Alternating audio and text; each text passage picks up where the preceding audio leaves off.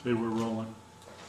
All right, this is an interview at the Buffalo and Erie County Historical Society, Buffalo, New York, 17th of May 2007, approximately 4 p.m. Interviewers are Mike Russert and Wayne Clark. Could you give me your full name? Frank C. Charles, Frank Charles Fendt. Okay. Where and when were you born? Where was I born? Buffalo, New York. Okay, and when? No, September 14th, 1933. Okay. What was your educational background prior to entering service? Prior to the service, I had 8 years of school. I got the rest of it in the service. Yeah. Okay, so you graduated from elementary school. Yeah. Okay. Cardinal Zenning you went to. Yeah, that was The 1 high year, school. but I never finished the year. Okay. Okay. Did you went into the service in 1950? Did you enlist or were you drafted? No, I enlisted. Yeah, ran away from home. How old were you then? 17. Did you have to have your parents sign for you? I got my parents were separated, but I looked up my father and got him to sign before everybody blew up, and then my mother finally gave in. So. Mm-hmm. Why did you decide to enlist? Oh, I liked the idea right from the beginning. Mm-hmm. Of going in the Army? Yes. Why did you pick the Army? See, I was raised in a boys' home, and fighting was taboo. You know, you didn't fight. And I figured, hey, if I want something that's going to make a man out of me, and it did. Mm-hmm. Why did you pick the Army? Well, I figured that would be the roughest challenge for me. Mm-hmm. Where did you go for your basic training? Cape Cod. Cape Cod. Yeah, Camp Edwards. Connected to Otis Air Force Base. Mm-hmm. And the town, believe it or not, was Buzzards Bay. Oh, okay. What kind of training did you do there? Just the very basic? Oh, I was some kind of gung-ho. I took my regular training, and on my off hours I would go back and take it on my own because I wanted to be the best I could be. Mm-hmm. How long were you there? Oh, gosh, I can't say off. Okay. But I know we did go up to Watertown for training for a little while, and then I went to school to teach CBR warfare. You know what CBR is? No. Chemical, radiological. Oh, okay. And I took a class of that in New Jersey and came back and taught the rest of it. Then we shipped out and went to Korea. Okay. Now you ended up in an anti-aircraft unit? Oh, yes, yeah. Where did you train for that? Right off of Cape Cod. Oh, okay, so that's where you We trained. used to fight over the ocean. Mm-hmm. What kind of guns did you train on? Oh, 40 millimeter. I was on a machine gun mount, the 55s. There was 4 guns on a mount. Oh, okay. Quad.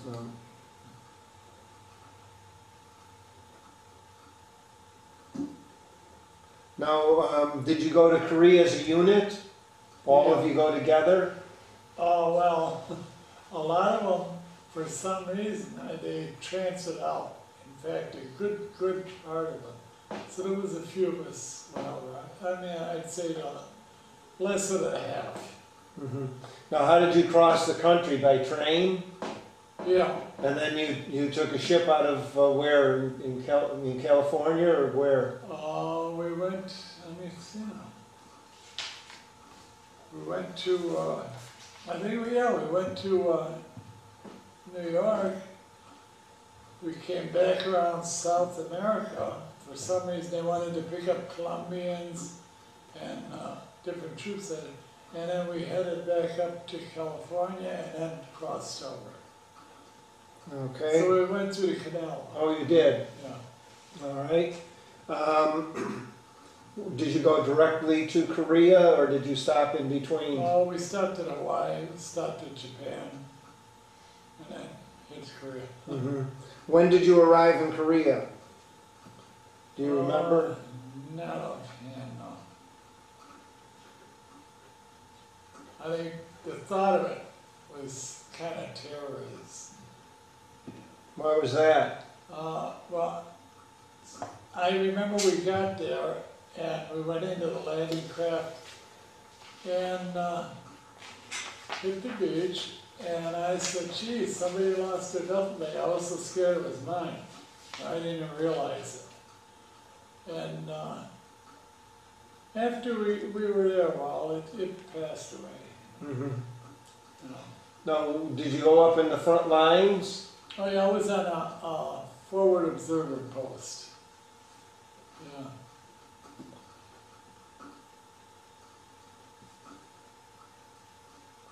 Now, did you come under fire often? Not that often, no. Mm-hmm. No, we were fortunate. When was the first time you were under fire? Do you remember? Oh, God, no. It was right after I got to the outpost, so I know. Mm-hmm. How did you feel when that happened? Oh, God. Actually, I guess you get like a little kid. I was crying. I was back home. And, but then after a while, you brush it off. Like, in fact, I think that the biggest shock I ever had in Korea, I mentioned that before, was when we were going onto the train to the front lines. I got in kind of a to-do with the people that were in our outfit, because we were eating sea rations with the can opener, Mm-hmm. and they were throwing the cans out of the window, and these little kids were cutting their mouth and everything, you know, looking at it. And I blew my cork. And I guess that's what got me to pick up the language, and I became an interpreter. Oh.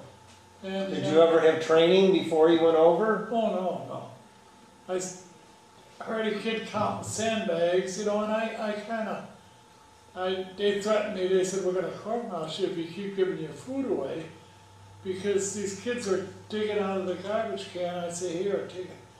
And it's a hard thing to get over when you first see that, because like I said, I was raised in a boys' home where you're sheltered and everything, and to see these kids starving, oh, I think that was the roughest thing for me. Mm-hmm. Now, how did they use you as an interpreter? Oh, I used to go and you know how you go to work and you go home at night, and then, well, my day would start in the morning. I'd go to work, I'd sit in the village, talk to the people and everything, come back and tell them anything I heard, you know. Mm-hmm. And the language got to me. I picked up Korean and a little bit of Japanese and some Chinese. Hmm. I'm German, and I never could learn to speak German. Could you talk about some of your experiences while you were up in the front lines? Now, did you live in bunkers, or where did you live? It's not. We lived in a tent, Mm-hmm. and I guess you get a little goofy, really. That's why I'm concerned. How is this going to be used? Historians will use it when they... Well, see, after you get there, you get to play silly games, and we had the tent down here and the radio way up, and used to play games like pulling a pin on a hand grenade and say, here it comes, you know, and roll it down. And we didn't think anything of it, really, but I guess after we got back, we thought, you know, really, getting a little freaky and kind of. And the thing that bothered me the most out there was we had landmines around our site. Mm-hmm. And some girl was coming, walking over the landmine and blew her leg off, and that bothered me for the longest time. I guess I got so friendly that, God, it almost was like a family thing. Mm-hmm. So you became very close to some Korean people Oh, then? yeah. Yeah, well, like I said, I was raised in a boys' home instead of with my mother and father. So when you go down to the village, you have a mother, a father, a family, everything instantly, you know, and to me that was great.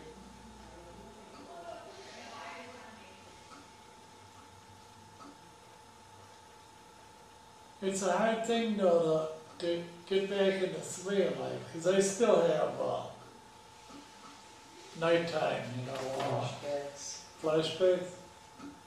And luckily not too often. But it's hard to adapt to being, you know, peaceful. Mm-hmm. How did your equipment work? Your radios, were they pretty reliable? Oh, what was it? Your radios that you used, were they pretty reliable? Oh, yeah, yeah. A lot of the batteries held on. You know. Mm-hmm. Did you And eat a we had lot? the hand crank. Did you eat a lot of the Korean food? A lot of Korean food. Did you eat any Oh, of their gosh. food? Yeah, that was one of the funny incident. I had a pet duck. We had a fire barrel outside of each tent with water in, because the tents were flammable. I had a pet duck, so when they told us we're moving up to the front, I couldn't take my duck with me, so we had what they call houseboys who take care of your tent. And I said, you take the duck home, I don't want to know what you're going to do with it, but bring me back a piece of duck.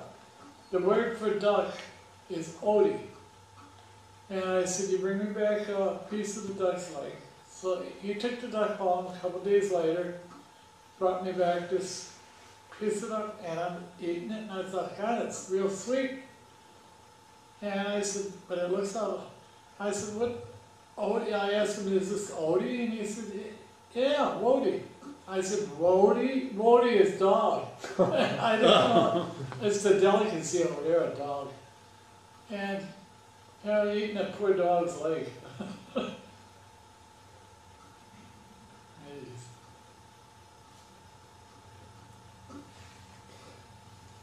Now, what kind of weapon did you carry over there?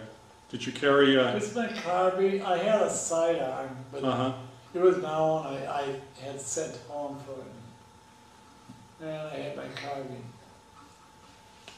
And then we had the grease gun. God, I don't even remember what it really is now. We always call it a grease gun. An M3. Yeah. Yeah. Did you get to see any USO shows while you were over there? No, I think once I heard Jolson was over there, and I didn't make it. There were a couple others, I don't remember who they were. Yeah. Did you ever get wounded or have illnesses while you were there? I guess you get the Asian flu. In fact, I was the first one on record when we got back to bring in the country, they said, I don't know, the Asiatic flu. Yeah, it probably is written down somewhere. But there was about 3 of us, the first ones to have it. Now, your wife said you lost part of your hearing over there? Oh, yeah, that's because we were stationed right next to an air base with jets taking off. But I never, they never did anything about it. You never applied for compensation or anything through the VA? They gave me a hearing aid, which I don't like it.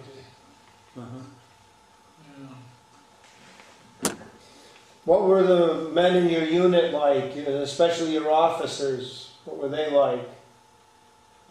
Very cold, uncaring, I always thought. God. I mean, they could, I shouldn't say it, but they could run over a Korean as well as look at him. I couldn't be that way. Like I said, maybe because I was raised by nuns.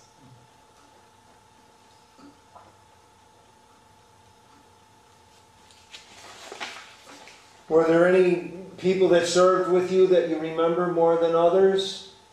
Oh, yeah, a fellow named Ray Thunderbird from South Carolina, I think he was.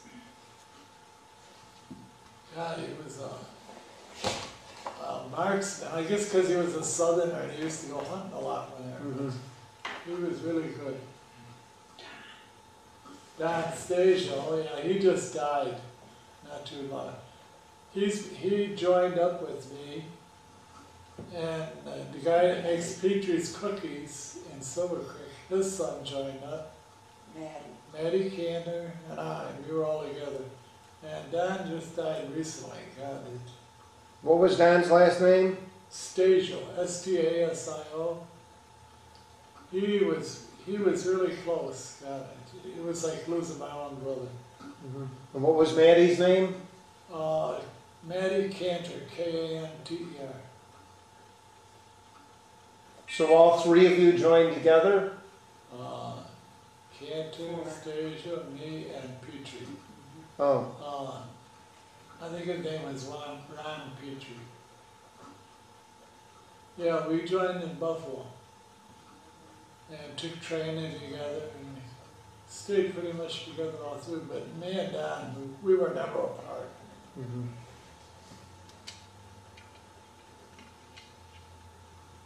So they put you all in the same unit together? Yeah. Matty cooked his food, Don worked on the trucks. Yeah, Matty was a cook, Petrie was a baker, Don worked Don on was a the trucks. mechanic, and I was You want to shut interpreter. Everybody survived and came back together? Petrie lost an eye. I forget which eye. What happened? Do you remember what happened? He, from what they said, one of the North Koreans put his eye out or something. I don't remember. How long were you in Korea? 3 years, wasn't it? 2 years. Yeah, the greater part of my enlistment. In fact, my kids can speak some Korean and sing in Korean. Did the Army use you as an interpreter, or you just did this Just kind our of outfit. on your own? Yeah, because if I wanted to get the designation, I'd have to go to Quintico, Virginia. And I didn't want to, I'd have to also take another hitch. It was just convenient for our Battalion. Now, what were the winters like there? Oh, God. I never seen such cold in my life. I got winter under on right now. Mickey Mouse boots. I had got frostbite. Mickey Mouse boots. A what? Mickey Mouse boots. Oh, yeah, we didn't, had summer boots through the first winter and summer sleeping bags. And I didn't know they had any winter stuff until we met a guy from the Air Force. He said, yeah, we're wearing Mickey Mouse boots. I said, no, what are they? So he told me. Then finally, I guess enough of us started raising hell. They gave them to us in winter sleeping bags. Oh God, that was the most horrible thing. Even now, when it gets cold, it makes me feel really unsteady. That's when he has his Yeah. flashbacks. It's cold. Yeah, she's hollers. I turn the heat up all the time. 290. You get flashbacks when you get cold? Oh God, yeah. I think you just made a connection there. It's I when just it's said cold. that to Yeah. him. Yeah. I never connected the two. I did. Because I can be under an electric blanket, roll Freezing. and get a flashback. Yeah. Did you ever live in the bunkers, or were you always in tents? In a what? Bunkers dug down into the ground, or were you always in tents? The closest I think would be pumped in at a foxhole. Oh, it was funny, I used to be on the gate for a while. I don't know if were you ever in Korea? No. Well, they have mounds that they bury the dead in. And after a certain time, the dead are taken up, and I don't know if they burn them or put them, bury them near the house, but for some reason they move them. So I was on the gate one time, and the Koreans came with a big pole about that long with a, like rattan basket, like a straw hat or something. Mm-hmm. And it folded up like this. And we were to check everybody. I said, open the bag. And I saying something, this is before I spoke. And I said, no, you gotta open the bag. No, no. So I pulled it down. I said, now open the bag. And they opened it, and there's this corpse in there. Oh. I told them, shut the bag. But I guess what they do, they take and they bury them near their house or their ashes or something. Mm-hmm. But it was God. And there was a lot to laugh about there. No. A lot to cry about, but a lot to laugh about.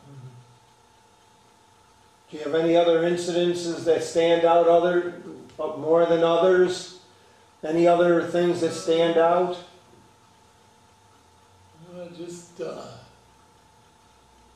they could never understand why I would, my commander, he would suggest that, hey, put on Korean clothes. I said, I'm going to look about as much like a Korean as nothing.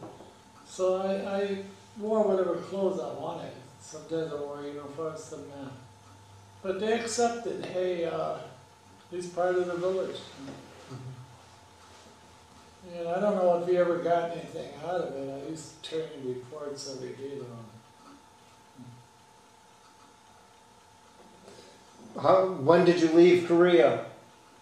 Oh, probably just about for my discharge. Mm-hmm. When were you discharged? 53 or 54. Yeah. Mm-hmm. Mm-hmm. Yeah, then for a while there we worked with got to meet only we worked with the Turks, then we worked with there was a Russian compound near us. And for being raised in a sheltered home by nuns, I figure I really did a hurry-up job and got to meet a lot of people. I wouldn't trade it for anything, God. Mm-hmm. After you were discharged, did you ever use the GI Bill? No, I never used the housing thing. In fact, I didn't even go to Bet's hospital for the longest time. To finally she told me, hey, go up and see him. Mm-hmm. So now I go to Bet's. Mm-hmm. Did you ever finish your education? Oh yeah, I got my 4 years of high school twice. I took it. I took it once in Detroit when I decided I wanted to take it again.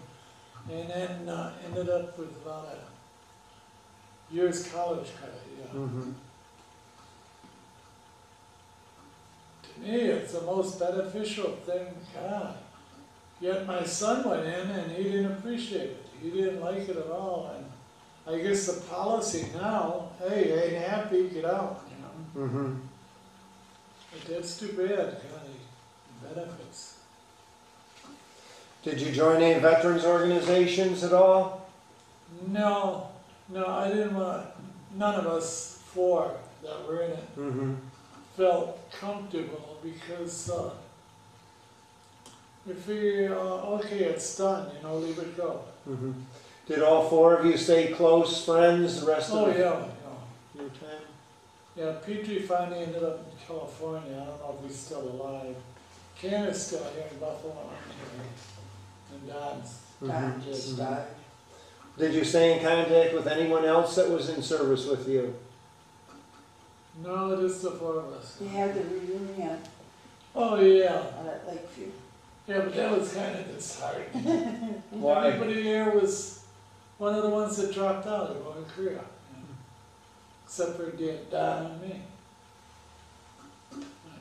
I just felt they,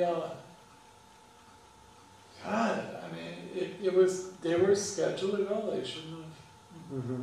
So most of the ones at the reunion were guys that didn't go to Korea. Pardon? Most of the ones at the reunion didn't go to Korea? Yeah, no. But they prayed around, well, I'm a soldier, you know, and, you know, it's, God, I hate that. You know, I mean, if they're a soldier, they should have. So, How do you think your time in the service had an effect on your life? well, at the time I met her, I was going to try to get married to a girl in Korea. Mm-hmm. When I came back, and within the first month coming back, if this is all right, my mother, I lived with my mother, and out in Dunkirk, and she said, "You see that tavern over there?" I said, "Yeah." My mother was very old-fashioned, no drinking or smoking in public for women. So she said, "Never go in there, there's all kind of bad women hanging." So you know that night I met her, and she was engaged to somebody else. I was engaged to a guy and I gave him his ring back the next day. It was, you know, it's. Knew it was gonna be us. It's 48 Yeah. years now. Wow. You know, the priest that married us said, the first one said, "I'm not marrying you two because you're too hot-tempered, I'll never let." Worse than that, he left the church and married a nun. Then he got married by a justice of the peace, and his mother started young. We had to get married in church, so we got married in church. The priest stripped up our civil paper. He says that doesn't count. No. Once in a while I used to do magic too. Mm-hmm. See, when I was a kid at the home, this magician started teaching me magic.